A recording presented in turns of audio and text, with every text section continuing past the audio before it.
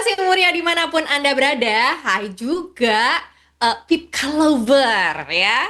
Hari ini kita ketemu lagi di God's Calling, episode spesial 61 tahun Pipka, Compassion for the Generation.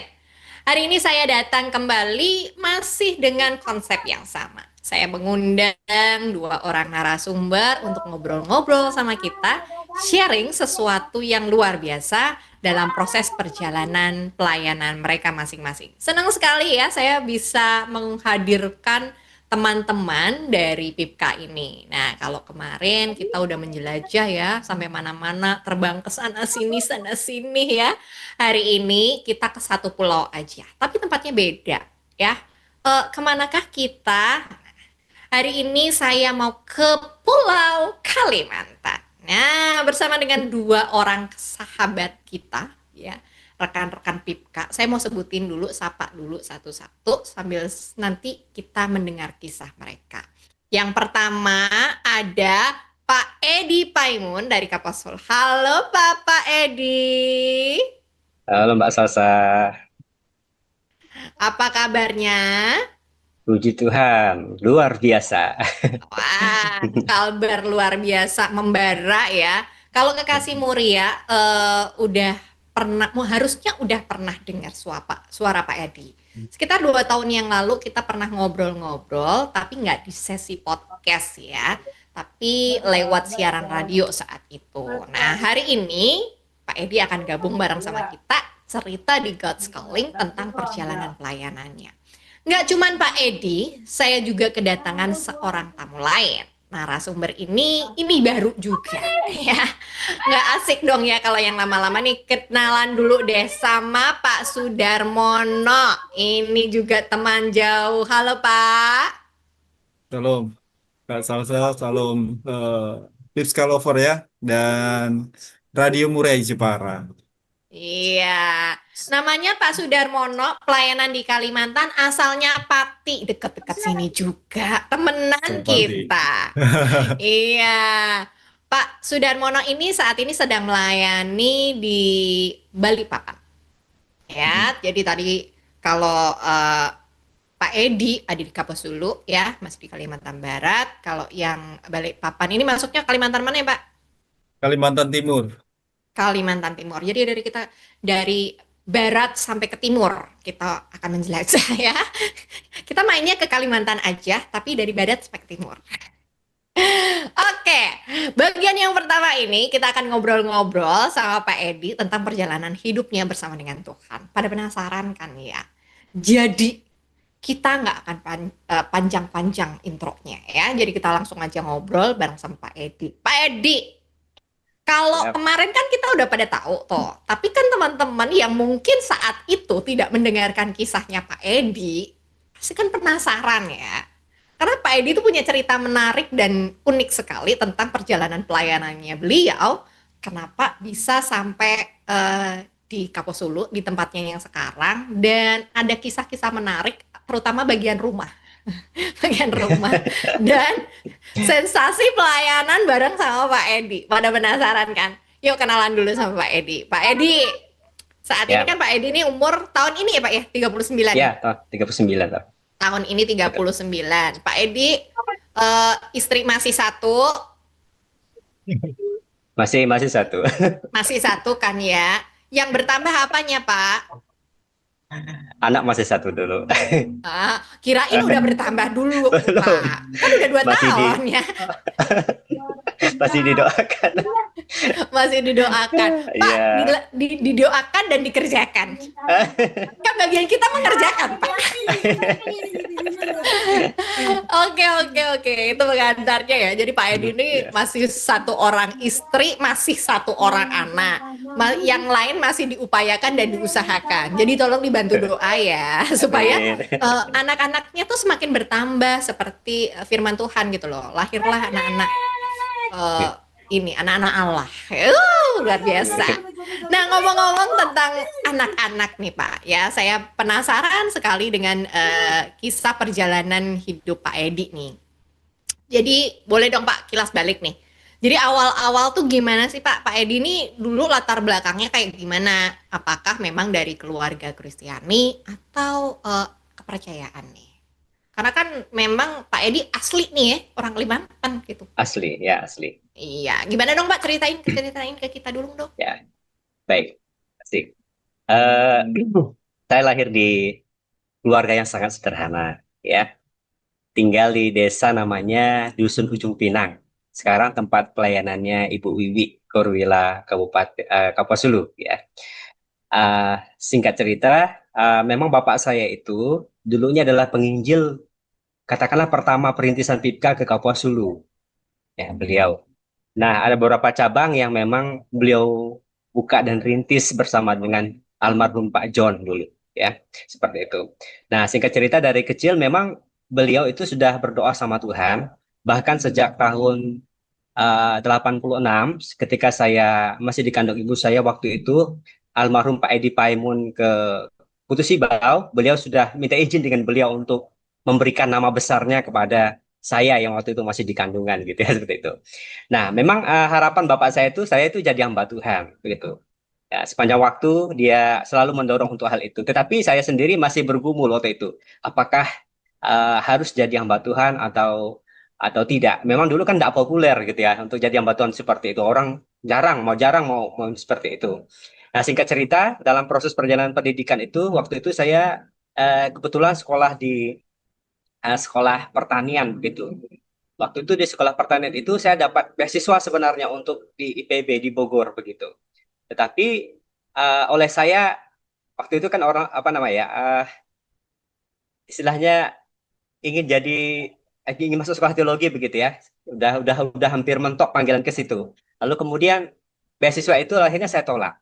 Ya. Waktu itu sempat marah kepala sekolahnya, loh kenapa gitu? Kenapa enggak diambil beasiswanya sayang begitu? Kan sampai selesai ini dibayar oleh Pemda seperti itu. Habis itu selang berapa lama saya juga ditawari, oke kalau kamu enggak mau kuliah, kamu ikut nih magang ke Jepang nih seperti itu. Nanti biayanya sekolah yang tanggung berapa, kamu orang tua sekian seperti itu. Tapi saya juga tolak. Akhirnya saya dimarah nih di ruang kepala sekolah waktu itu. Udahlah gitu. Kamu mau kuliah apa? Saya bilang saya pengen sekolah jadi pendeta gitu. Dia cuman tersenyum-tersenyum begitu, Mbak gitu ya. Akhirnya singkat cerita uh, tahun 2005 saya masih ingat begitu tahun 2005 Pak Bindoko nih ke Kapuasulu nih ya untuk cari yang mau ikut murid begitu, mensosialisasikan program pemuridan waktu itu tahun 2005 begitu. Nah, kebetulan oleh Pak Mikael waktu itu saya masih menjadi jemaat di GKMI cabang Ujung Pinang, oleh Pak Mikael direkomendasikan nih ikut. Nah, yang menariknya ini, saya tuh belum pernah sama sekali pergi ke Pontianak sendiri. Apalagi harus naik bus. Ya, tapi karena panggilan itu gitu ya karena memang mau jadi hamba Tuhan begitu ya saya harus memberanikan diri untuk pergi dengan bus ini sendiri ini dari Putus Ibau sampai Pontianak itu kurang lebih kalau sekarang itu hampir eh, 13-14 jam begitu perjalanan begitu menggunakan bus begitu itu sendiri tuh kemudian setelah sampai Pontianak saya nggak tahu harus menuju siapa gitu ya minta tolong siapa gitu. Tapi setelah saya jalan-jalan ikut apa namanya pergi aja dulu gitu tapi Tuhan tuh baik gitu ya. Kebetulan waktu itu memang ada Om yang tinggal di Pontianak gitu ya. Nah, Om inilah yang pada akhirnya menjemput saya kemudian mengurusi saya katakan seperti itu untuk persiapan naik kapal. Kemudian singkat cerita, waktu naik kapal itu, begitu naik di kapal itu, nah ini, karena memang belum pernah sama sekali punya pengalaman naik kapal nih, ya. Orang tuh dulu kan satu-satunya transportasi yang tahun 2005 itu yang ngetren kan kapal nih, gitu ya. Jarang orang pilih untuk dari Kalimantan ke Jawa itu gunakan pesawat gitu ya situ. Nah, waktu itu saya kan nggak tahu nih cara naik kapal ini seperti apa. Orang kan berebut cari tempat tidur nih, gitu ya. Boy begitu masuk ke kapal tuh cari tempat tidur tempat untuk tinggal begitu. Saya nggak tahu nih pelan-pelan aja masuk. Akhirnya saya masuk itu sudah penuh semua nih di kapal tuh.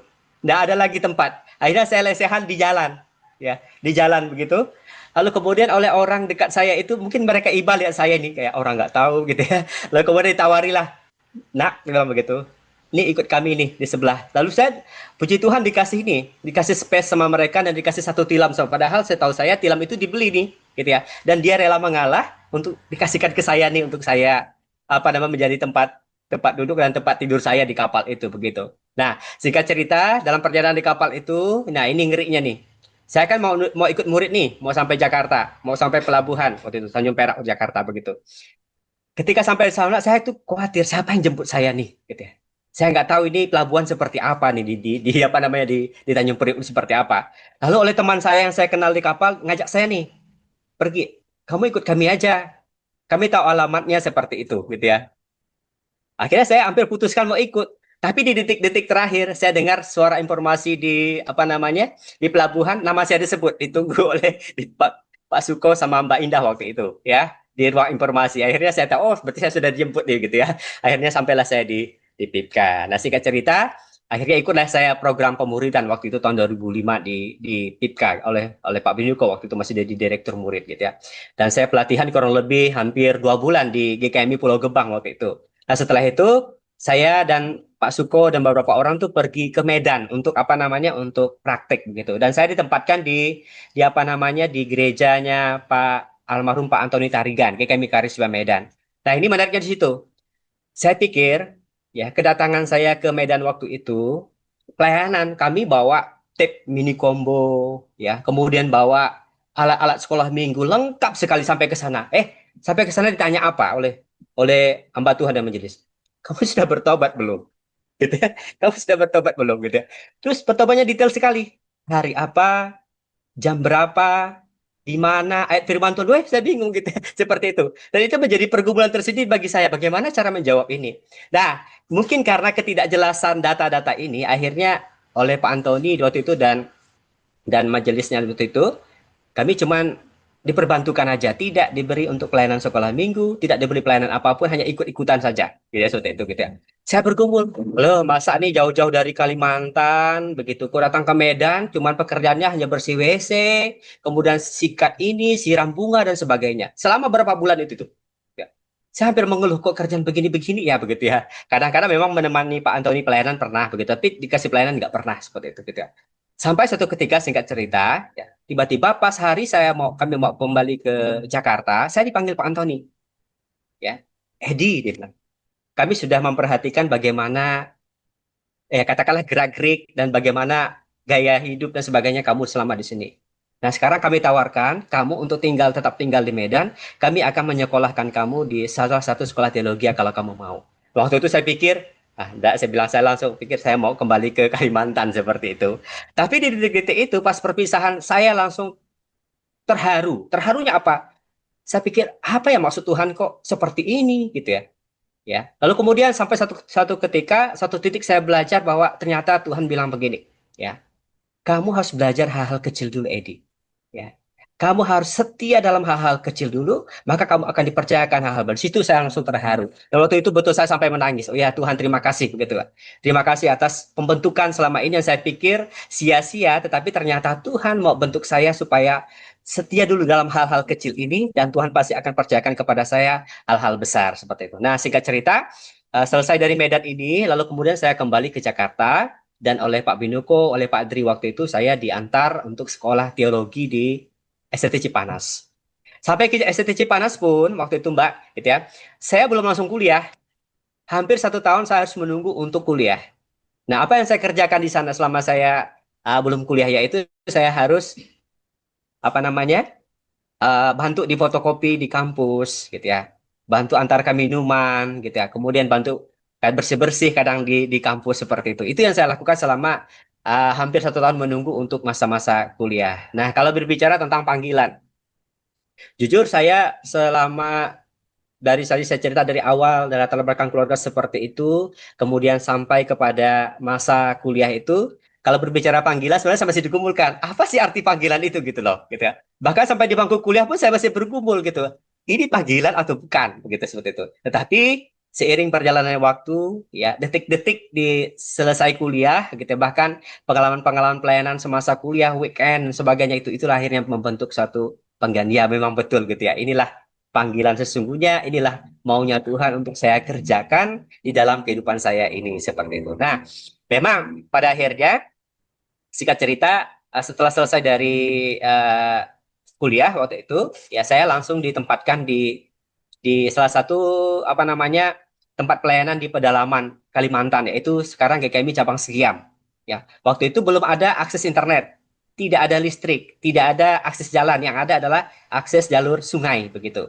Dan itu kurang lebih 2 jam dari Kalis itu di kecamatan untuk menuju ke lokasi itu. Ya, dan itu betul-betul gereja itu betul-betul berada di hutan waktu itu. Selama 6 bulan saya harus di sana, selama 6 bulan itu di hutan, gitu ya. Itu kiri kanan itu kebun karet semua, jauh juga dari pemukiman masyarakat, gitu ya. Tidak ada sinyal dan tidak ada apapun di situ, gitu ya. Nah, yang menarik adalah pelayanan di sana itu dari sisi jemaatnya itu saya ingat sampai hari ini, gitu ya. Pak, dia bilang, kami tidak ada uang untuk membiayai Bapak untuk honor, gitu ya. Kami cuma bisa kasih penoreh nih, ya alat penoreh ini untuk Bapak, karena kita punya kebun karet nih, gitu situ. Silahkan Bapak sadap karetnya begitu ya. Lalu hasilnya untuk Bapak sendiri. Ya, itu saya kerjakan tiap pagi ya noreh gitu keliling belakang gitu. Sampai dari pagi itu mulai startnya itu kurang lebih jam 6, selesainya bisa sampai jam 9. Dan itulah untuk saya biaya hidup selama kurang lebih 6 bulan di Sigap itu. Nah, kemarin kalau tidak salah 2 tahun lalu saya pernah cerita, disitulah saya mengalami ketika pelayanan desa saya mengalami sesuatu yang bagi saya itu Tuhan itu luar biasa ya. Kalau saya boleh izin saya ceritakan kembali Mbak, gitu ya. Singkat saja ceritakan itu. Nah, waktu itu di desa itu ada seorang ibu yang stres, frustasi begitu karena anaknya itu masih sekolah tapi lalu kemudian menikah gitu. Lalu kemudian ibu ini nekat nih minum racun tikus ya. Racun tikus akhirnya sudah sangat parah sekali dan dilarikan ke rumah sakit. Sampai di rumah sakit pun penanganannya pun tidak bisa lagi oleh pihak rumah sakit begitu. Akhirnya disuruh bawa pulang oleh pihak rumah sakit itu ke rumah. Dan masyarakat di sana itu sudah buatkan acara memang untuk menunggu sampai detik-detik kematian dia begitu loh, gitu ya. Nah, waktu itu saya dibawa oleh salah seorang jemaat namanya Pak Haji, diajak mampir ke situ. Nah, ketika saya sampai di situ, baru saya duduk. Ya, Pak Haji ini memberitahu bahwa ini Edi, gitu ya. Hamba Tuhan di sini mau berdoa untuk ibu ini, bolehkah? Baru ngomong begitu, saya langsung diskakmat oleh beberapa orang. Ya bagi saya waktu itu, ya sangat bagi saya itu yang tidak enak dengarnya gitu loh. Gitu loh. Kamu ini mereka bilang, kalau kamu memang bisa menyembuhkan orang, coba keliling di sini nih, desa ini banyak nih orang sakit nih. Ya, jangan ke sini aja dong, Kak. Keliling-keliling dong ke rumah-rumah orang doakan gitu ya, seperti itu gitu ya. Saking mereka tidak suka gitu. Tapi saya bilang dengan santun, saya izinkan saya untuk berdoa karena hati saya tergerak untuk mau mendoakan ibu ini seperti itu ya. Lalu kemudian diizinkanlah saya berdoa. Ya, saya berdoa. Setelah selesai berdoa, saya kembali. Nah, singkat cerita, 1 minggu kemudian kaget saya tiba-tiba ada seorang anak datang ke pastori antar beras waktu itu kurang lebih ada 10 kilo. Ya, dia bilang, Pak, ini dari Mama. Mama siapa? Sebut namanya lah. Ya, Mama sudah sehat. Sudah, gitu. Sudah sembuh Mama seperti itu gitu ya. Oh, puji Tuhan saya bilang begitu. Nah, di situ saya melihat wah, luar biasa Tuhan. Nah, sampai sehari ini pun masih hidup ibu itu gitu ya di desa Segiap ini. Nah, bagi saya itu bukan karena saya tetapi karena itulah pekerjaan Tuhan ya, bagaimana Tuhan membuat gerejanya yang ada di sana itu menjadi apa ya? Bahwa gereja ini punya Tuhan yang apa ya? Yang hidup, yang berkuasa, yang bisa menyembuhkan orang sakit seperti itu. Nah, sebenarnya singkat cerita tahun 2011 di bulan Juli saya ingat saya kemudian dipindahkan ke Nangak-Embalo. Ya, Nangak-Embalo cabang PIPKA juga. Nah, selama pelayanan di Nangak-Embalo itu memang medannya itu sedikit berat lagi karena itu di ujung sekali cabang PIPKA ya. Dan biaya transportasi ke sana menggunakan speedboat itu kurang lebih 1 kali berangkat itu 100.000 begitu. Nah, sampai di sana ya, sampai di sana pelayanan di sana begitu. Jemaatnya juga tidak terlalu banyak seperti itu. Tetapi ada kesempatan juga untuk melayani di sekolah, gitu ya. Nah akhirnya saya pergi ke sana dan melayani di sana selama kurang lebih hampir 3 tahun saya di sana, begitu pelayanan di tempat itu, gitu. Apa ya pelayanan di sana yang menariknya adalah pelayanan di sana itu kita bisa apa namanya bisa bertemu dengan banyak macam walaupun daerah itu adalah daerah kecil, tetapi di situ ada banyak orang dari berbagai daerah begitu, dari berbagai latar belakang seperti itu.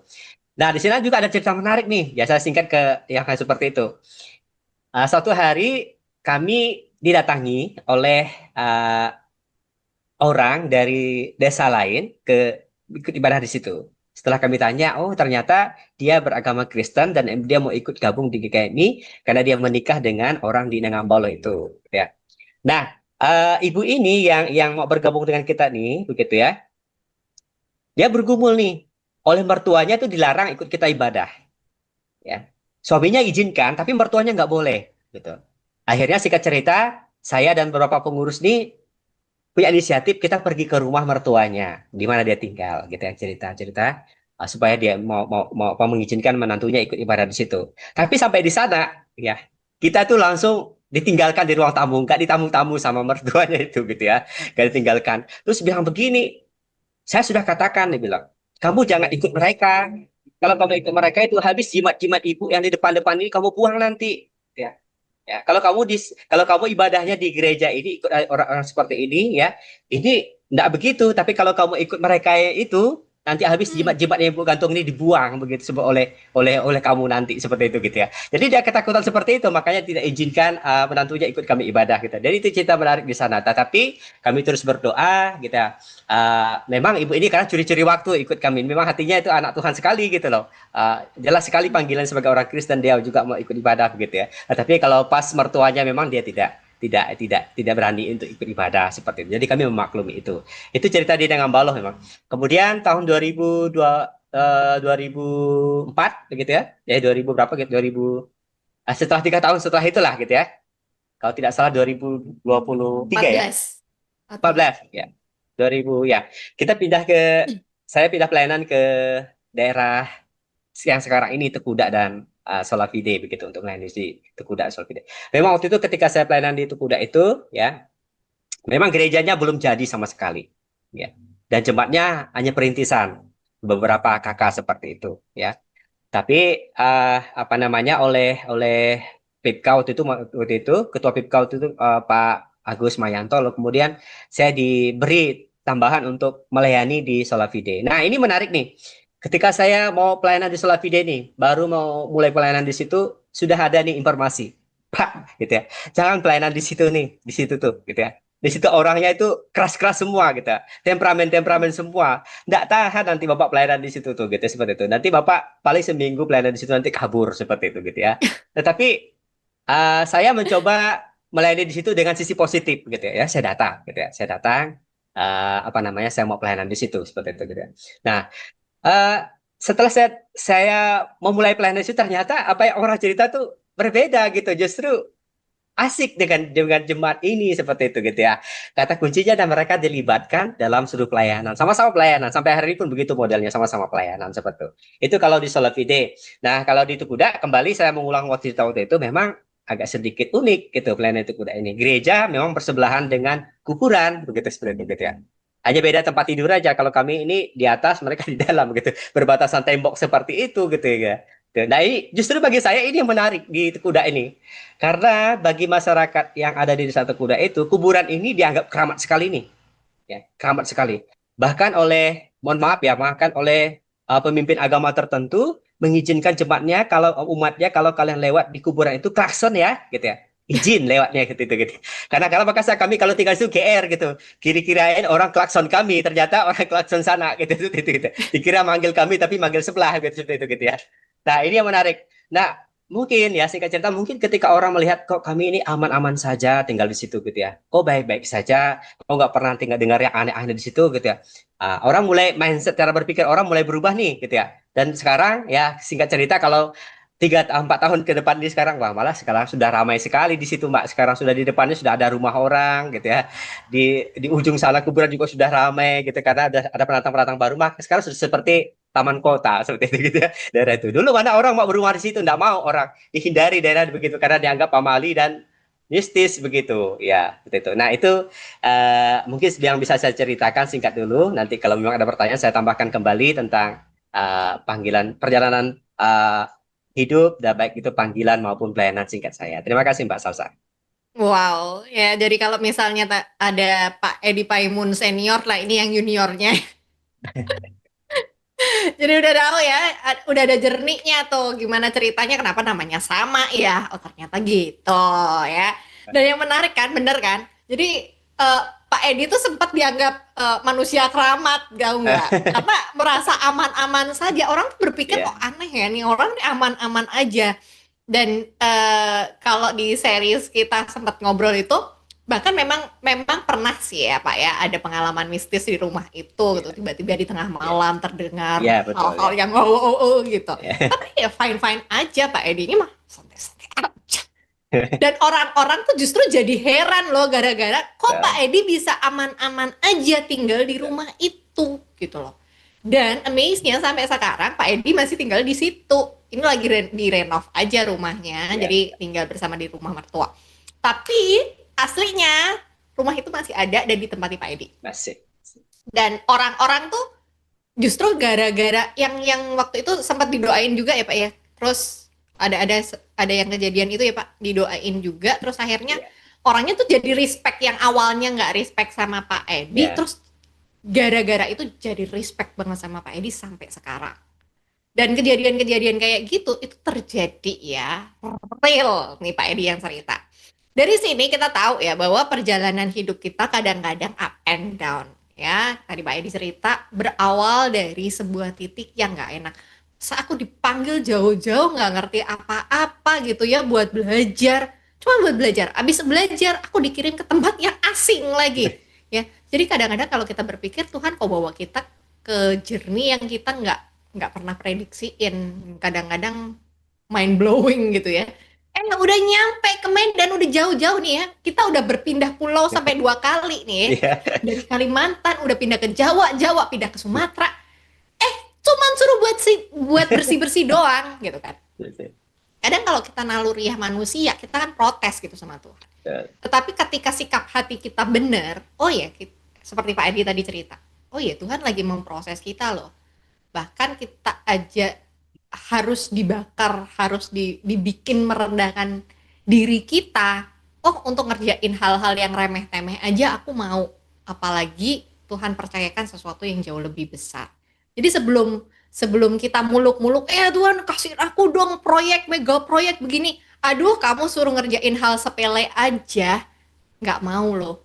Apalagi kok kamu menuntut sesuatu yang besar, kayak Ya. bisa aja gitu loh. Sama hal kecil aja kamu nggak bisa, apalagi kita percayakan sesuatu yang besar, kan tidak meyakinkan gitu loh. Jadi percayalah dengan proses yang Tuhan memang sediakan. Kalau memang Tuhan panggil kita, Tuhan akan tuntun kita. Mulai dari hal-hal yang sederhana dan kecil seperti yang tadi diceritain sama Pak Edi. Bahkan Pak Edi ini berpindah sampai 3 kali ini ya, sampai Tuhan bisa percayakan di Tekalong dan Tekuda. Dan saat ini boleh nggak Pak informasi deh, jemaat sekarang udah sampai seberapa nih di Tekalong dan Tekuda? Ya. Baik. Untuk di Tuguda kan kita masih perintisan nih, ya, masih Mm-mm, mm, perintisan. Di Tuguda itu kurang lebih sekarang ada 7 kakak, ya, mm-mm, 7 kakak. Kemudian jumlah jemaat itu kurang lebih hampir 18 sampai 22 orang begitu mm, yang ada mm. di Tuguda seperti itu. Kalau di Solavide itu kita ada kurang lebih 13 sampai 14 kakak. Nah, kalau kehadiran itu 25 sampai 30 orang kalau di Solavide, Mm, ya, mm. seperti itu ya. Ya. Oke. Jarak dari Solavide ke Tekuda berapa jauh, Pak? Kalau kita menggunakan motor, ya, saya di sini kalau sini itu kan seperti itu. Kalau gunakan Hmm, hmm, motor hmm, paling 15 menit, 20 menit sudah sampai dekat hmm, sekali. hmm. Ya, Oke, jadi kalau pakai motor, tapi Medan aman kan ya, Pak ya? Kan aman, udah aman sekarang ya, udah ya, lebih bagus ya, nggak ya, se ekstrim yang dulu ya. gitu. Betul. Dan saya mendengarnya kalau Pak Edi ini juga udah mulai ini ya, mendidik. Wah, jadi Pak Guru. Siap. Ngajar apa, Pak? Baik, mungkin saya lanjut cerita tadi, Mbak, gitu ya. Nah, prinsip di Medan tadi, hal kecil itu saya pegang pelayanan. Hal-hal kecil selalu saya kerjakan, gitu ya. Kerjakan dan termasuklah ketika suatu hari saya ditawarkan untuk ngajar di PAUD nih pertama nih, PAUD Diakonia GKMI Diakonia Kedamin. Saya mulai dari PAUD dulu Mbak gitu. Bersama istri saya mengajar di PAUD selama kurang lebih 3 tahun. Nah dari yang kecil nih PAUD nih. Nah, dari PAUD ini lalu kemudian saya ditawarkan untuk melayani menggantikan guru yang berhenti waktu itu di salah satu sekolah di SMK Negeri 20 Sibau, yaitu mengajar pendidikan agama Kristen dan budi pekerti. Nah, berlanjut dari itu, ya karena saya belajar merendahkan hati begitu ya, belajar dari setiap hal-hal kecil. Nah, dari itu kemudian tidak sampai 2 tahun saya diberi oleh Tuhan kesempatan untuk ikut tes P3K nih, gitu ya. Tes P3K. Nah, memang waktu itu saya sempat bergumul nih, sementara kan di FIPK, Sinode sebenarnya hal begitu seperti apa ya, bertolak belakang begitu. Tapi di satu sisi sesuai dengan konteks pelayanan di sini begitu ya, tidak ada katakanlah tidak ada pekerjaan lain yang bisa menunjang untuk apa ya, untuk kita melayani di lapangan begitu ya. Pekerjaan lain maksudnya pekerjaan yang tetap begitu. Nah, satu sisi juga di pihak sekolah kalau tidak ikut seleksi P3K itu nanti bisa diberhentikan karena akan digantikan oleh guru yang lulus nanti akan masuk ke situ gitu. Nah, dengan rasa berat hati begitu kemudian katakan berat hati kemudian penuh pergumulan begitu lalu saya sharing dengan beberapa teman hamba Tuhan begitu ya. Termasuk teman-teman hamba Tuhan yang saya percaya bisa jadi mentor begitu bagaimana ini lalu kemudian saya ikut itu dan puji Tuhan waktu itu Kalimantan Barat seangkatan saya yang ikut tes itu nilai tertingginya kebetulan saya gitu ya. Saya nilai tertingginya. Padahal saya basicnya bukan SPD kalau Bu Mbak gitu. STH begitu ya, seperti itu. Nah, singkat cerita lalu kemudian sekarang apa namanya? Mengajarlah saya di sekolah itu. Nah, di sekolah itu pun jabatan saya itu awal hanya guru biasa, tetapi sekali lagi saya pegang prinsip hal-hal kecil nih. Apa yang dipercayakan saya kerjakan dengan penuh tanggung jawab, dengan hati belajar begitulah gitu ya, seperti itu. Akhirnya di posisi sekarang sudah berapa tahun ini saya menjadi wakil kepala sekolah di bidang kesiswaan. Nah, ini nanti ada kaitannya nanti nih gitu ya. Nah, jadi banyak berkecimpung dengan siswa nih ya. Banyak berkecimpung dengan siswa dan selalu menangani siswa-siswa seperti itu gitu ya. Dan di SMK 2 ini, SMK Negeri 20 Sibau ini, saya menjadi guru yang mengajar di pendidikan agama Kristen dan budi pekerti. Nah, ini bedanya nih, gitu ya. Seorang pendeta hamba Tuhan, ketika dia melayani di sekolah kan berbeda dengan memang orang yang basicnya guru, gitu ya. Nah, ketika mengajar, ya saya tahu, saya ini di sekolah itu adalah pendeta. Saya bukan murni seorang guru, tapi saya juga adalah seorang pendeta. Maka ketika mengajar, saya tidak terjebak dalam mengajar secara teori. Tapi bagaimana membawa anak-anak ini melihat bagaimana mereka panggilan hidup mereka di dalam Tuhan gitu ya, mengajarkan tentang doktrin-doktrin gitu ya, kemudian mengajarkan tentang apa namanya nilai-nilai hidup, mengajarkan tentang moral budi pekerti seperti itu. Jadi saya lebih fokus ke situ, saya tidak terjebak dalam target ini kurikulum begini, saya harus begini dan sebagainya seperti itu gitu ya.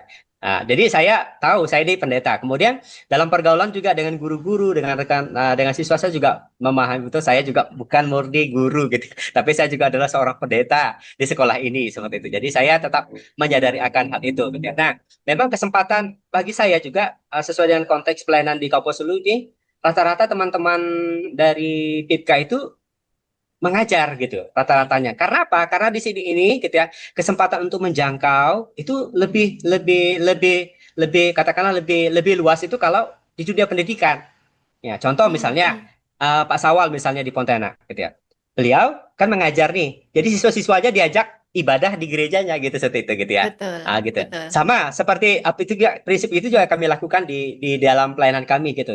Jadi setelah beberapa waktu 1 bulan sekali kah atau 2 bulan sekali kami sering ibadah dan ibadah itu saya kebetulan dekat gereja di depan sekolah kami itu ada gereja GKMI Marturia cabang GKMI Maranatha dan anak-anak itu sering saya ajak ibadah di situ ya di gereja itu gitu. Jadi sering ikut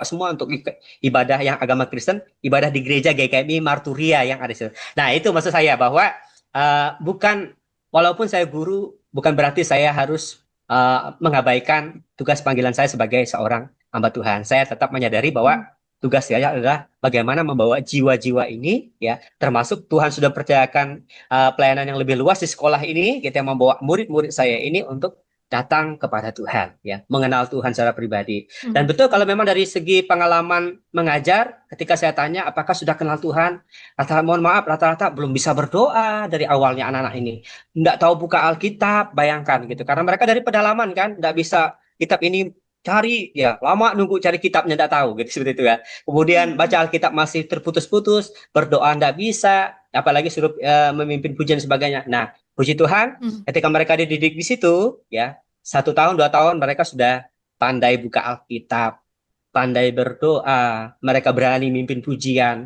mereka berani tampil. Nah, bagi saya itu sukacita tersendiri gitu dalam dalam Iya. pelayanan yang seperti ini yang Tuhan percayakan di sekolah, Mbak ya. Demikian, Pak. Terima kasih. Wow, wow, dari sini ya kita tahu ya. Karena sebagai latar belakang nih Kasih Mulia dan Pipka Lover, memang banyak sekali teman-teman yang ada di Kalimantan ini, terutama di daerah Kapuas Hulu, dan memang karena pelayanan di sana pendidikan center ya judulnya ya. Bahkan sampai ada mes juga kan ya. Tujuannya apa sih buat anak-anak ini yang mereka mau mencari pendidikan lebih lanjut ya. Jadi akses pendidikan di sana itu masih sangat amat terbatas. Jadi pendidikan menjadi salah satu alat untuk menjadi jembatan ya untuk bisa menyampaikan firman Tuhan itu ya melalui pendidikan itu. Dan ini salah satunya yang dikerjakan oleh Pak Edi gitu kan. Jadi beliau yang guru ya guru agama ya tetapi juga tetap memegang teguh bahwa beliau adalah seorang hamba Tuhan gitu. Nah, ini seiris ya. Kalau tadi Pak Edi ini mainnya masih di daerah Kapas Hulu tuh situ ya, sekitar-sekitar Penoh gitu. Sekarang kita agak bergerak ke tim set kita kan ketemu sama Pak Sudarmono ya.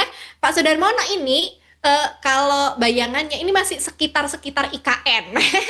Mainnya dia jadi kalau misalnya sekarang saya ngomong Pak Sudarmono nih orang ibu kota. Ya, betul nggak Pak Mono? Pak Mono orang ibu kota kan ya? Bisa jadi begitu Kak, tapi kan masih on progress ya. Iya Daripada dong. Tapi kan daripada kalau kalau gitu saya yang Indonesia orang nggak ada, desa. iya. Daripada Indonesia belum ada ibu kota yang pasti, kita harus mengakui bahwa ibu kotanya di IKN ya, di dekat kita sini.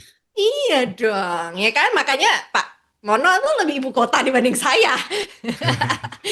Saya kalau saya tuh orang desa, Pak. Kalau Bapak orang kota. Nah, ini Kira-kiranya bisa begitu. pelayanannya begitu kan ya. Wah, dan ini menarik ya karena eh, pelayanan di Balikpapan ini merupakan pelayanan PIPKA yang ini baru satu nih. Di PIPKA ini pertama ya, kita pengutusan berangkat ke Balikpapan nih baru Pak Sudarmono nih. Dan Bapak berangkat ke sana tuh kapan ya Pak ya? Saya sebenarnya udah duluan datang ke sini sejak 2007-2008 Kak. 2007-2008. Ya, Tapi pada mulai waktu itu, mm-mm, ya, mm-mm, pada waktu itu saya dapat praktek 1 tahun dari kampus sebelum masuk mm-mm. skripsi, begitu. Oke, oke, oke, oke. Ini menarik ya. Nanti kita cari tahu dulu. Tapi sebelumnya kan kita harus kenalan dulu. Kalau tak kenal maka tak sayang. Nanti nggak sayang sama Pak Sudarmono. Nggak kenal juga. Tadi kan saya udah spoiling ya. Namanya Sudarmono. Nggak asli-asli orang Kalimantan. Kok bisa sih sampai ke sana gitu kan? Jadi kita perlu cari tahu dulu nih. Pak Sudarmono ini siapa? Dari mana? Gimana ceritanya kok bisa sampai ke sana? Gitu ya. Jadi kita kasih kesempatan dulu. Jadi Pak, gimana ceritanya kok bisa jadi dari anak Pati ini bisa terpanggil gitu? Gimana caranya Tuhan manggilnya? Kok bisa terlempar jauh amat sangat ke Kalimantan? Gimana dong Pak ceritain?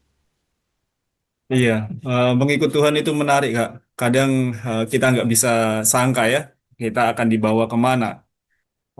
Kalau ke Balikpapannya, seperti tadi saya sampaikan, ini sebenarnya kami mendapatkan tugas praktek 1 tahun sebelum kami memasuki masa skripsi di Balikpapan, Kalimantan Timur. Jadi dari STT Nusantara, Sekolah Tinggi Teologi Nusantara Salatiga, kami mendapatkan bagian pelayanan dengan misi Korea gitu di Balikpapan sini. Saya sebenarnya dengar bahwa saya akan ditempatkan di Batam pada saat itu. gitu. Jadi tadi kalau kita ngobrol-ngobrol Balikpapan hampir sama kayak Batam, Batam hampir sama kayak Balikpapan. Ternyata nggak jadi saya ke Batam. Padahal saya waktu itu mengidam-idamkan memang Batam karena saya tahu Batam lebih rame, kemudian menjadi apa daerah transit besar untuk perdagangan di Indonesia juga kan begitu ya. Barang-barang dari luar banyak masuk ke sana. Saya pengen di sana, tetapi Tuhan punya rencana saya ke Balikpapan. Nah, jadi setelah sampai di Balikpapan bersama dengan misi Korea, waktu itu Gereja Kristen Injili Nusantara, eh, bersama-sama melayani di sana, ya akhirnya saya jatuh cinta lah dengan Balikpapan, gitu. Jatuh cinta dengan Balikpapan dan menetap di Balikpapan, berkeluarga juga akhirnya di Balikpapan. Kemudian Tuhan semakin teguhkan dengan ya istilahnya hal-hal yang bisa saya kerjakan di Balikpapan. Sempat Hmm. saya mau ke Sidoarjo pada saat itu. Ya, dan saya sudah memang ke Sidoarjo. Jadi setelah praktek tahunan, saya Pak dipanggil pulang untuk skripsi, kemudian wisuda. Setelah itu saya diminta ke Balikpapan, tapi saya merasa saya kepingin di Sidoarjo. Kenapa di Sidoarjo? Karena Sidoarjo waktu itu sedang rame lumpur lapindo, gitu. Nah, Jadi ngejar lumpur lapindo, Pak. ya, maksudnya adalah saya punya pemikiran begini, untuk menjadi hamba Tuhan, kalau masih terlalu muda itu menjadi tantangan tersendiri dan kurang berpengalaman, itu menurut saya. Nah, saya terbiasa dengan prinsip bekerja, begitu, di mana kita dibutuhkan, kita bisa lebih banyak bekerja. Pernah juga waktu masih mahasiswa, waktu ada peristiwa tsunami itu, kami berangkat ke Aceh. Setelah dari Aceh itu kemudian gempa bumi di Jogja, kami juga ke Jogja. Nah, jadi setelah lulus dari skripsi itu, setelah wisuda, saya kemudian ke Sidoarjo. Nah, berharap di Sidoarjo bisa melakukan banyak hal gitu. Tetapi sampai di Sidoarjo sama pembimbing saya, sama mentor saya, sama senior saya diajak-ajak aja, diajak pelayanan keliling begitu ya. Saya berdoa sama Tuhan apa yang saya harus lakukan, tetapi nggak banyak hal yang saya bisa lakukan. Jadi pada akhirnya malah stres saya karena saya merasa nggak banyak yang saya bisa lakukan. Gitu. Saya bergumul sama Tuhan, mau permisi saya nggak enak sama senior saya. Tetapi kalau saya nggak berbicara, saya sulit juga gitu. Saya nggak mau juga jadi beban, artinya saya nggak bisa ngapa-ngapain di sana, tetapi eh, tetap tinggal di sana. Dan saya nggak bisa banyak berbuat sesuatu.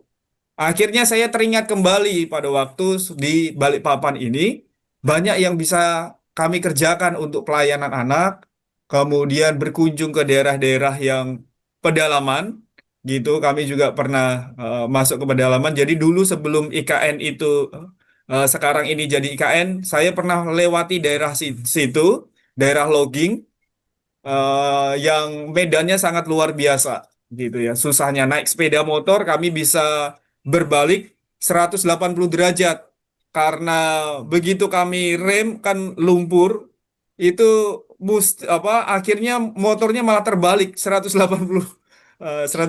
derajat Slip ya, Pak, gitu. ya, slip ya. Iya, slip begitu. Karena sulit medannya, jalan logging untuk mobil-mobil truk ngangkut kayu gitu. Nah, jadi saya teringat akan hal itu, wah banyak yang bisa dikerjakan. Mau tidak mau, saya menempuh resiko tidak enak. Saya pamit sama senior saya, Pak. Saya merasa bingung apa yang harus saya kerjakan di sini. Saya izin, Pak. Kelihatannya saya ke Balikpapan kembali, Pak. Gitu. Saya kembali ke Papan kembali. Sebenarnya senior saya pun berat hati. Saya waktu izin itu terus kemudian ditanya kapan Mas Nono mau ke sana? Mungkin minggu depan Pak gitu. Jadi setelah itu saya diantar ke stasiun kereta karena saya harus pulang dulu, siapkan bahan perlengkapan saya, pamit sama orang tua. Senior saya itu rasanya saya sangat merasakan hatinya waktu nganter saya naik sepeda motor itu kayak mau jatuh-jatuh juga, kayak mau nabrak-nabrak juga. Jadi saya sangat merasakan hati dari senior saya ini gitu. Tetapi saya merasa bahwa inilah yang harus saya lakukan. Akhirnya saya permisi, diantar dan puji Tuhan, akhirnya memang saya kembali lagi ke Balikpapan untuk melayani di Balikpapan. Ya, Begitu. Balikpapan menjadi cinta begitu ya Pak ya. Iya, Perjalanan cintanya Pak Mono bersama dengan Tuhan itu justru ada di Balikpapan gitu ya. pendewasaan juga, Kak. Semakin mengenal dan Wah. semakin mengalami Tuhan. Jadi kalau berbicara Mhm. tentang God's calling, calling ini kan ada cerita Tuhan, ada cerita hidup kita, gitu ya. Jadi cerita hidup kita menjadi bagian dari cerita hidup Tuhan, gitu. Mhm. Permasalahan yang kita hadapi, Tuhan bisa berkarya di dalamnya, gitu. Oke, oke. Jadi Itu pergumulan saya di Balikpapan. istri pun asli orang Balikpapan kah? Istri saya asli orang Batak, Orang dari Batak. Medan. Iya, Kok orang bisa Medan. ketemu? Ya, jadi itulah perjalanan misi kami juga Tuhan pertemukan. Jadi kami di Balikpapan sebenarnya istri saya pendidik. Kemudian waktu saya di Balikpapan dari misi Korea mempersilahkan kami dan mempercayakan kami untuk membuka pelayanan les gratis untuk anak-anak di daerah yang agak jauh dari tempat kami. Gitu. Jadi Mhm. istri saya pendidik, bekerja di satu yayasan tersebut, yayasan Korea tersebut. Terus kemudian kami sering boncengan, ya Tresno Jalaran Soko Oh, Kulino, gitu. oke, oke. Ya, dan istri saya pinter suap saya dengan dikasih permen. Jadi kasih yang manis-manis ya. Iya, dikasih yang manis-manis. Akhirnya karena sama-sama melaksanakan misi itu, terus kemudian terjalin kedekatan, ya berbagi visi lah sama-sama begitu kan. Sama-sama. Wow. Iya, Ini perjalanan yang menarik ya. Dari iya. Pati menuju Salatiga, Salatiga menuju Balikpapan, muter-muter mau balik ke Jawa nggak ini juga, nggak Gak dapat cocok. feel-nya Sampai ya, nggak gak dapet dapat. feel-nya Ah. sampai harus kembali lagi. Itu yang namanya jodoh, Pak. Kemarin saya baru bikin sebuah caption juga belum lama ini. Mhm. Saya menuliskan sebetulnya jodoh itu nggak cuman perkara ketemu sama pasangan. Kadang jodoh itu juga ketemu dengan saudara, yang sahabat yang rasa saudara, ketemu Iya, dengan tempat yang cocok dan tepat, itu juga jodoh gitu loh. Nah, iya. ini Pak, eh, Mono ini berjodoh nih sama papan kayaknya nih. Karena cocok banget begitu sampai di situ, ketemu istri juga di situ, ya bertumbuh juga Iya. di situ. Nah, kalau tadi kan Pak Wono bercerita ya bahwa dalam proses pelayanan di awal-awal, bahkan bersama dengan istri pun kan bermulai dari pendekatan pendidikan nih, ya buka les-lesan lah, gitu kan. Mhm. Nah, itu juga diawali cara mendekatinya gimana Pak? Maksudnya menyampaikan firman Tuhannya melalui pendidikan. Karena kan range range pendidikannya kalau yang diinformasikan ke saya ini Pak Mona ini mulainya dari TK terus ke SD, terus gimana sih cara penginjilannya melalui pendidikan ini seperti apa? Iya. Jadi kita pilah dulu ya Kak ya. Jadi waktu yang saya tadi sampaikan adalah waktu kami masih bersama dengan misi Korea. Nah, Hmm, terus hmm, kemudian kami berpisah 2012. Kemudian saya mandiri. 2015 saya apply lamaran kepada PIPKA gitu. hmm, hmm, hmm, Kepada PIPKA dengan harapan kami bisa memulai satu gereja yang baru, perintisan yang baru. Nah, hmm, jadi yang tak setahu saya waktu itu memang kalau Pak Suko dan juga kawan-kawan itu memang sering terdengar tentang PIPKA. Tetapi saya tujuannya adalah GKMI, Gereja Kristen Muria Indonesia. Tujuannya ke hmm, sana. Menurut saya itu ideal Gereja Kristen Muria Indonesia dari sisi teologianya gitu.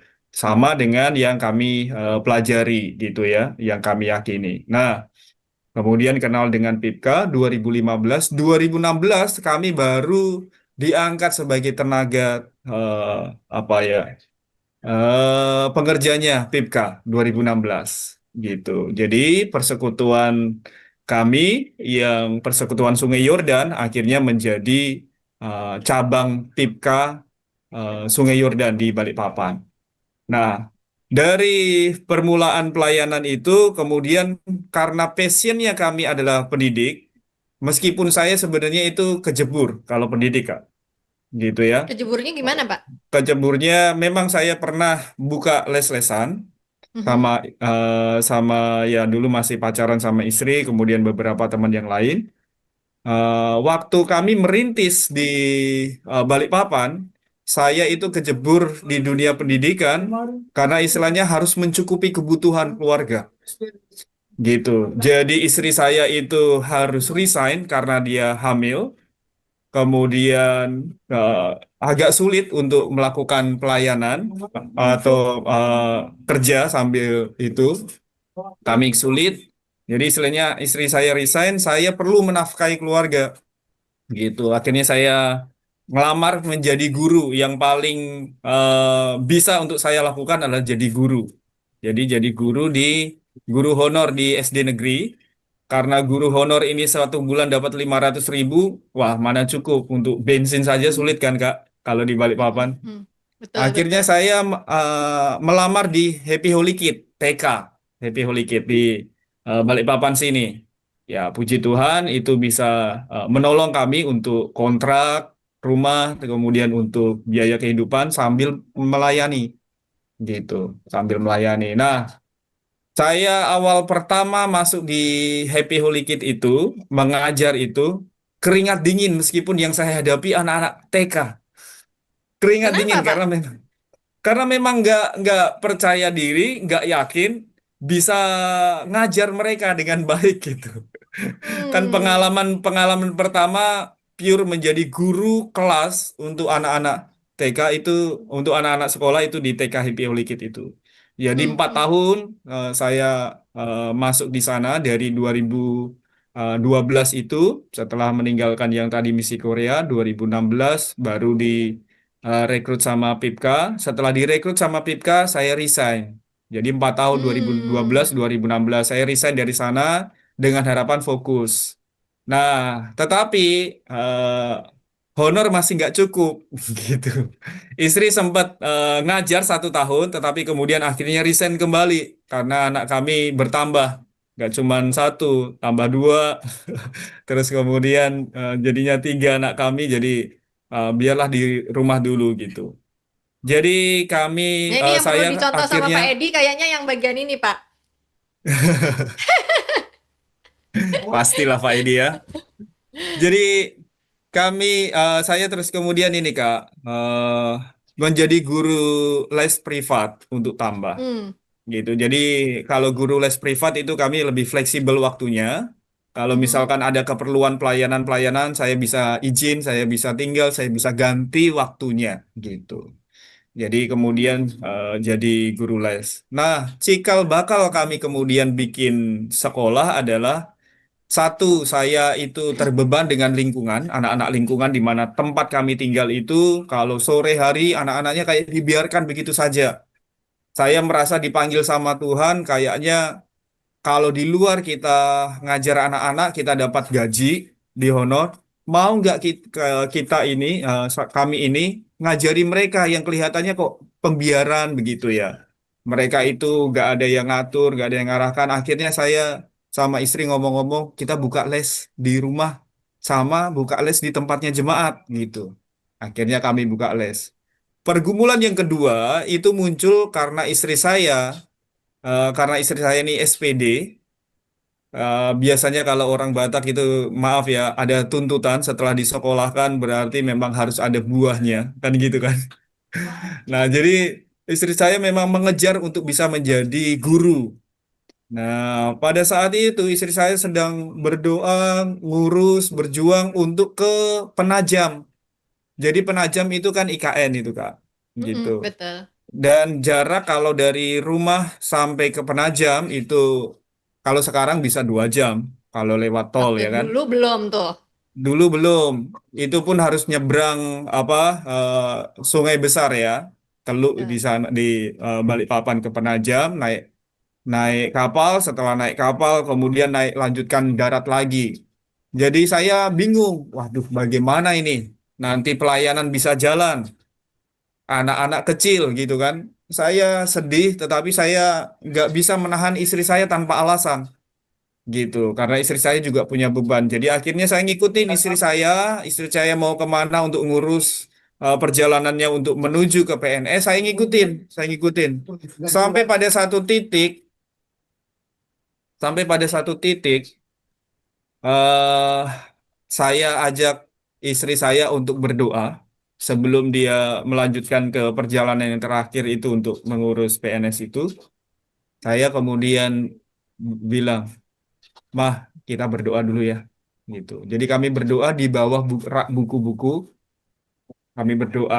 Setelah kami berdoa untuk hal itu, untuk kerinduan istri saya jadi PNS, semua yang diurus, saya tanya sama istri saya dan ngomong, Mah, eh, Mama pengen jadi guru ya?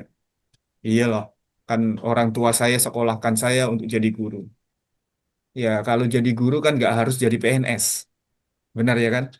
Kalau jadi guru nggak harus jadi PNS. Bagaimana kalau istilahnya kita buka sekolah sendiri, mah? Malah mama bisa jadi kepala sekolah. Saya iming-imingi lagi, malah bisa jadi owner sekolah loh kalau buka sekolah sendiri. Wah, ya masuk di akalnya Manis istri memang Pak saya. Mono nih kayaknya gara-gara ini suapan permen tadi Iya. deh. Iya, pinter loh Pak Mono nih. Ini Jadi rayu-rayu istrinya pinter kayaknya ini. jadi puji Tuhan istri saya itu meskipun ada kerasnya tapi lembut hati juga, Kak. Gitu. Mungkin Hmm. Tuhan yang berbicara juga sama istri saya meyakinkan, oh iya, benar ya, gitu. Akhirnya dengan berat hati dan menghela nafas yang dalam, gitu kan? Iya deh, apa nggak usah.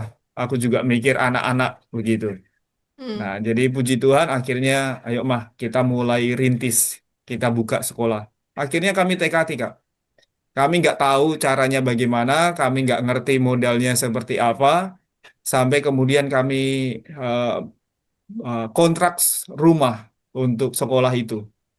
Ya, pokoknya modal modal komitmen untuk kebaikan pelayanan, untuk kebaikan keluarga, percaya Tuhan pasti berkati, gitu. Jadi kami jalan aja, coba beberapa tempat ternyata Tuhan arahkan tempat yang bagus, tempat di malahan ketemu sama rumahnya ketua adat Dayak, adat Toraja, maaf, Hmm. Toraja. Jadi kami tinggal di kampung Toraja, gitu. Hmm. Hmm. Jadi kami kontrak rumahnya dan kemudian memulailah sekolah ini. Nah, kalau misalkan untuk tadi pertanyaan dari Kak Salsa untuk bagaimana cara untuk menginjili atau memberitakan Injil.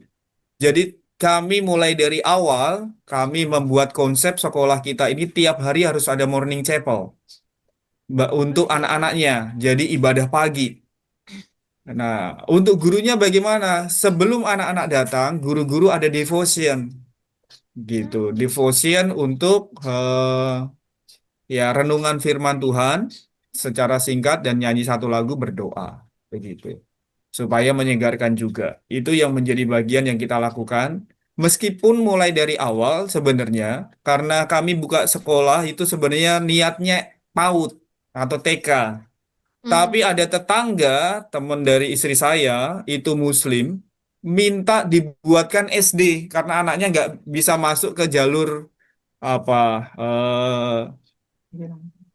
jalur lingkungan ini apa itu zonasi gitu, nggak bisa masuk. Oh, kena kena zonasi.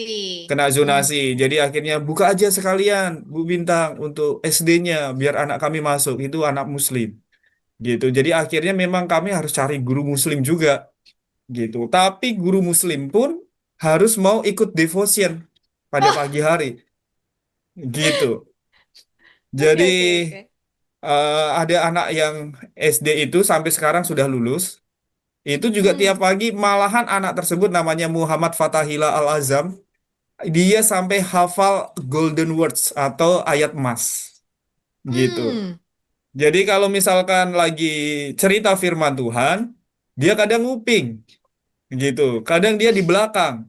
Kalau lagi apa kami lagi mention golden words gitu, dia ngikutin.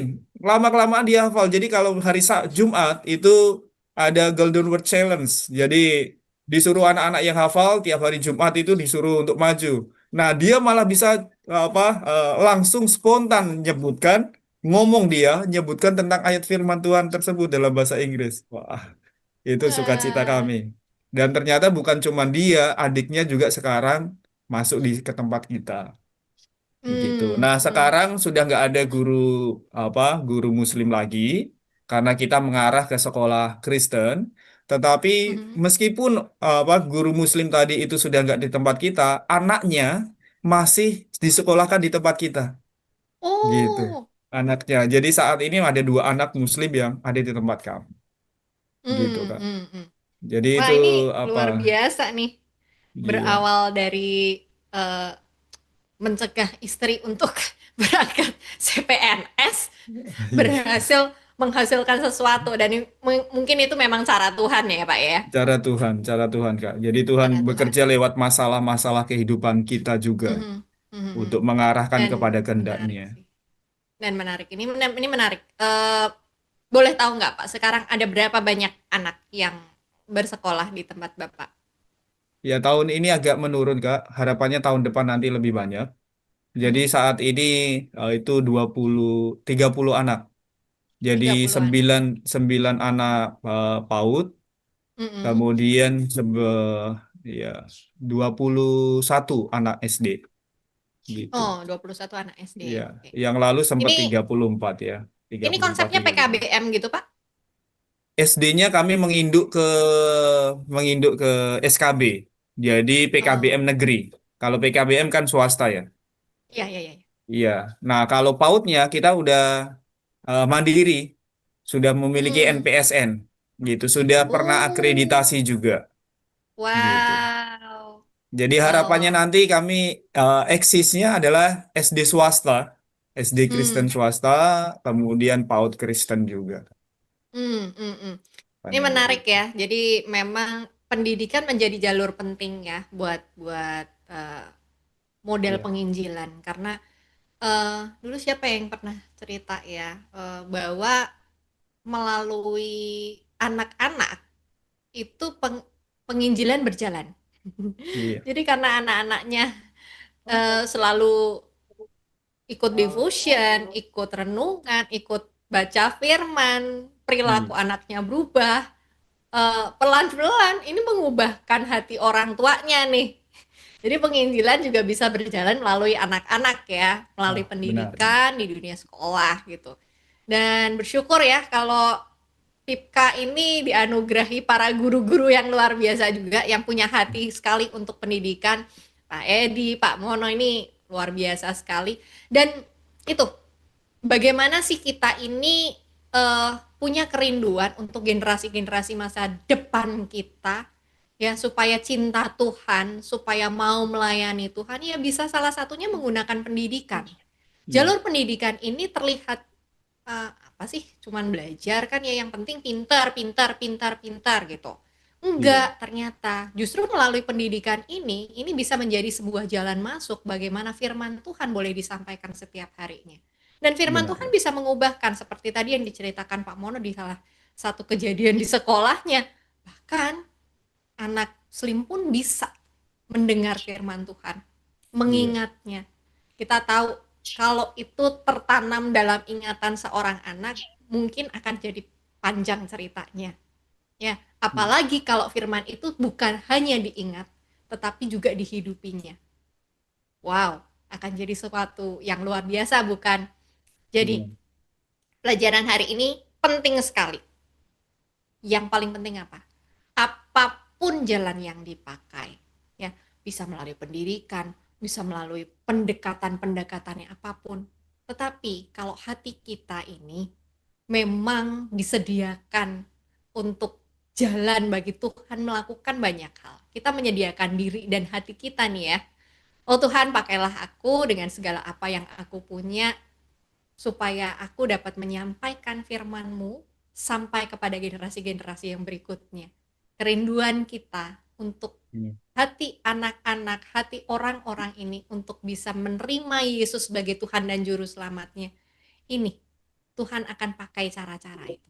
Bahkan cara-cara yang di luar pemikiran kita. Mungkin kita nggak pernah terlintas seperti yang tadi diceritakan Pak Mono. Awalnya juga nggak kepikiran kok aku kejeblos kok masuk di dunia pendidikan. Kan aku nggak arahnya ke sono gitu kan. Aku belajarnya teologi nih. Nggak kepikiran. Bukan apa namanya guru. Sebenarnya Kak Mhm. Salsa, ada cerita menarik juga di situ.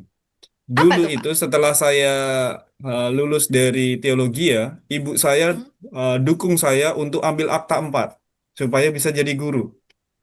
Gitu. Hmm. Ibu saya, kamu ambil akta 4 no, supaya kamu bisa jadi guru. Kalau jadi guru nanti enak hidupmu. Ada Hmm. tunjangannya juga kan ibu saya begitu ya Hmm. pemikirannya supaya enak nanti hidupmu. Ada yang jamin kamu kalau nanti kamu bisa ngambil akta 4. Saya bilang, Bu, saya panggilan saya nggak jadi guru. Saya suka di gereja, Bu. Saya bilang begitu. Jadi saya Hmm. abaikan itu, saya abaikan. Tetapi Tuhan punya rencana, memang jadi guru, tetapi yang menjadi utama kan bukan gurunya itu, tetapi bermisi dengan menjadi guru atau bermisi melalui sekolah. Gitu. Hmm. Mungkin itu yang jadi poin pentingnya juga ya. Jadi Ya, ya, ya. istri saya juga sama, istri saya juga memang harapannya jadi guru, tetapi poinnya ternyata bukan gurunya, tetapi Hmm. bermisi dengan menjadi guru, bermisi dengan memiliki sekolah atau mendirikan sekolah. Gitu. Itu Wah, menjadi poin yang saya bisa dapatkan juga. Itu nggak bisa lupa, Kak. Itu termasuk sejarah kehidupan saya. Gitu. betul. Jadi ibu saya Wow. pernah dorong begitu, tapi saya bilang enggak, Bu. Gitu ya. Ya, ya, Eh, ya. Ya, Gitu. itu cara Tuhan memanggil ya. Jadi panggilan Tuhan itu kadang-kadang kita juga suka bingung tuh. Tuhan ini mau panggil sebenarnya sebagai apa sih? Ini kalau di title tuh ya Pak, guru tapi pendeta, pendeta tapi guru. Ya itu cara Tuhan ya. Kita mau pendeta itu jabatannya gitu loh. Betul kan? Jabatannya pendeta, tetapi misinya menjadi penting. Seperti yang tadi ceritakan Pak Mono. Pak Edi pun sama. Saya ini guru agama, tetapi konteksnya aku juga hamba Tuhan di sini. Jadi dimanapun saya berada, aku tetap hamba Tuhan. Aku tetap menyampaikan firman Tuhan. Either itu bersama dengan eh, anak-anaknya maupun dengan sejawat, teman-teman sejawat kalau Pak Edi tadi. Bahkan kalau yang ini Pak Mono, oh ya dengan lebih luas kan, karena as istrinya owner sekolah, kan, jadi kepala sekolah, tetapi juga bisa menyampaikan. Jadi gurunya kena, anaknya kena, wow semua dapat ya. Jadi itu cara Iya. Tuhan. Jadi Meskipun sekarang bermisi melepaskan, melalui pendidikan ya. ya. Kalau sekarang istri saya bukan owner, Kak, bahkan melepaskan itu, Kak. Hmm, Jadi hmm. tetap dia menjadi guru, tetapi sekarang kan yayasannya kita menjadi yayasan gereja. Jadi sekolah ini Hmm, menjadi milik gereja, jadi bukan milik oke. kami sendiri gitu. Itu hanya yang tadi Kak Salsa sampaikan, bermulut manis itu. Iya, cara Tuhan untuk membuka dulu pemikiran istri saya itu tadi kan, Eh, Hmm, supaya bisa supaya bisa nggak fokus menjadi PNS ya, tetapi hmm. ya menjadi gurunya itu. Jadi saya bilang, kan kalau jadi guru nggak harus jadi PNS gitu ya. Kalau kita buka sekolah sendiri malah bisa jadi kepala sekolah sendiri, bisa jadi owner kepala sekolah. Tetapi ternyata kemudian dalam perjalanan kami memang berkomitmen sama-sama Hmm. mulai dari awal ini sekolah misi untuk pelayanan gitu, untuk gereja kita. Nah, Wow. semakin berkembang, sekarang sudah menjadi sah. Akta yayasannya kita sudah ubah. Kalau dulu itu pembinanya itu hanya saya, sekarang sudah ada 4 pembina dari PIPKA, dari Hmm. Anugerah juga, itu menjadi satu kami blending. Jadi yayasannya ini sudah yayasan dari apa? Yayasan milik sekolah. Kak. Wow. Jadi biarlah bermulut manis, Pak. Biarlah bermulut manis, tapi bukan mulutnya saja yang manis, tapi hasilnya juga manis. Kita percaya Amin. bahwa Amin. anak-anak yang eh, keluar dari sekolah itu akan dipenuhi dengan firman, jadi anak-anak bintang, jadi anak-anak yang kelak akan dipakai Tuhan dengan berbagai macam caranya Tuhan, eh, untuk menjadi berkat bukan hanya untuk dirinya sendiri, tetapi untuk orang banyak yang ada di sekitarnya. Bahkan menjadi berkat mungkin buat hal-hal yang jadi lebih besar dan lebih luas. Wow, luar biasa ya. Tuhan bisa pakai berbagai macam cara loh ya untuk bisa memanggil generasi-generasi di masa depan untuk bisa mempersiapkan hal-hal baik di masa depan. Kita tahu apinya Tuhan itu api yang hidup, api yang nyata. 61 tahun Pipka mendorong banyak di antara kita untuk terus bersemangat, membakar semangat kita untuk terus bermisi. Misi melalui apa saja, seperti yang diceritakan Pak Edi dan Pak Mono hari ini. Melalui pendidikan pun bisa. Besok, tanggal 15, kita akan merayakan hari ulang tahun Pipka yang ke-61. Jangan lewatkan, karena akan ada episode spesial bersama dengan 2 orang narasumber lainnya yang pastinya kita akan bersama-sama bersuka cita sekali merayakan 61 tahun Pipka berjalan. Bukan hanya sebuah jejak langkah biasa, tetapi penyertaan Tuhan sungguh nyata bersama dengan Pipka mengabarkan Injil ke Indonesia. Bahkan sudah ada di 12 tempat provinsi. Salah satunya seperti yang diceritakan Pak Mono, di tempat Pak Edi sekarang melayani, dan di banyak tempat lainnya. Teman-teman, kekasih muria, Pipka Lover, warga GGKMI. Terus dukung yuk perjalanan Pipka, terus dukung yuk rekan-rekan Pipka untuk terus menyuarakan kasih karunia Tuhan.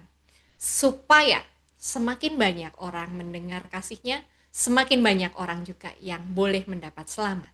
Karena percaya bahwa Yesus Kristus hidup dan Yesus Kristus mampu membuatmu menjadi anak-anaknya. Kita boleh diselamatkan oleh kasih karunia Tuhan dan hidup kita diperbaharui oleh Tuhan. Terima kasih sudah menyaksikan God's Calling hari ini. Ceritanya luar biasa sekali. Saya percaya kekasih muria, sahabat-sahabat semuanya, Pipka Lover, warga GGKMI boleh terberkati dengan cerita Pak Edi maupun Pak Mono hari ini. Saya percaya ya, Tuhan selalu bisa menggunakan berbagai macam cara bagi kita yang menyediakan diri untuk menjadi bagian dari alat pekerjaannya. Terima kasih sudah menyaksikan God's Calling hari ini. Jangan sampai lewat ya. Tanggal 15 kita akan ngerayain 61 tahun Pipka. Bersama dengan 2 rekan saya yang lain ya, narasumber saya dan guest star kita dari Pipka. So, jangan lewatkan, bersama-sama kita rayain hari ulang tahun Pipka. Terima kasih sudah menyaksikan ini ya. Sampai ketemu lagi tanggal 15. Bye-bye.